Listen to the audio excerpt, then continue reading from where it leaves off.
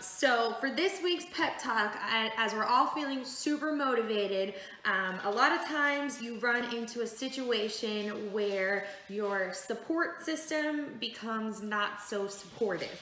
So I wanted to talk to you guys about that today and hope that I can offer some advice in terms of how to move forward and not let your lack of support system sabotage your motivation and your progress and everything that you're doing with your fitness and wellness routine. So what to do when your support system is lacking or trying to sabotage you. So as you continue your progress, a lot of people are also starting off with New Year's resolutions, but many and most are going to probably fall off of the bandwagon. Okay, so out of jealousy, a lot of people are jealous of your perseverance and the weight you'll be losing and how consistent you've been with your workouts.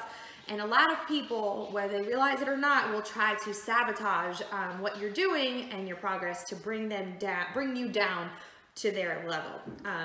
I've experienced this a lot over the years, especially with my bikini training, as it's very regimented.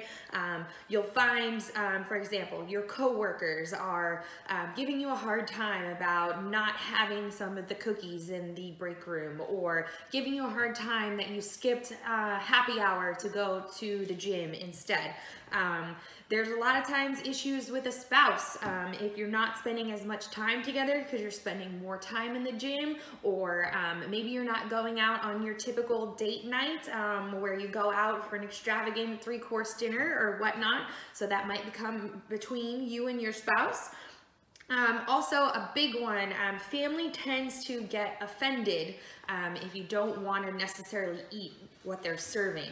That's a big common issue that a lot of people reach out to me about what they should do. For example, you go over to your families for Easter and you decide to pass on the chocolate cake that's there, and grandma is offended that you are too good for her chocolate cake, or whatever it might be. So some tips for getting past this situation, getting past everybody trying to sabotage you or bring you down. We want to keep your train rolling. We don't want to stop the train. So here are some tips that I have for you for getting past this whole situation. Number one, when it comes to relationships, our culture is very food oriented. So things you want to do to meet up with your friends, you're likely to go out for dinner and drinks, or coworkers want to go to happy hour, or date night with your spouse, whatever it is. So try to find non-food oriented activities and offer those as suggestions. So for example, bowling is a good one, or maybe a sunset walk, or going hiking with a group of friends. Go to the movies and pack your own snack with you. Or it's pretty cold out in most locations right now, go ice skating. Things that don't necessarily revolve around food, okay? So one of the hardest parts about staying consistent is with your diet and your exercise routine is also being able to be social. So try to find new ways to be social without your entire social situation revolving around the food you're eating. Next thing you could try, especially if it's at work, coworkers tend to get on you. So maybe bring a recipe that you like for all to share. So if a lot of people will be intrigued by the food you're eating and what regimen you're following. So if a lot of people in the office were asking you about your protein muffins that you made, to kind of help motivate them and help them understand what you're doing and that's not so bad and your protein muffins actually taste good, make a big batch of protein muffins and bring them into the office for everyone to share. So you're likely to get some people on your positivity train when it comes to diet and exercise rather than them trying to bring you back down.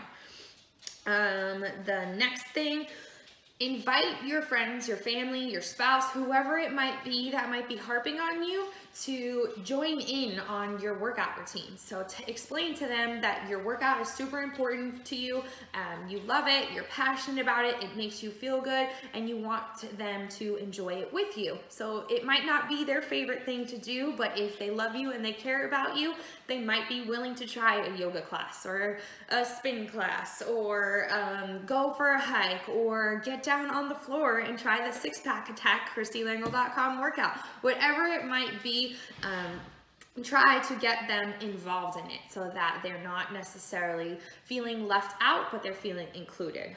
And the last thing, when it comes to those family and meals and holidays and home cooking, again, our culture is very food oriented. So maybe you try to savor those food-oriented situations that you just really can't look past without offending anybody. Save those for a cheat meal.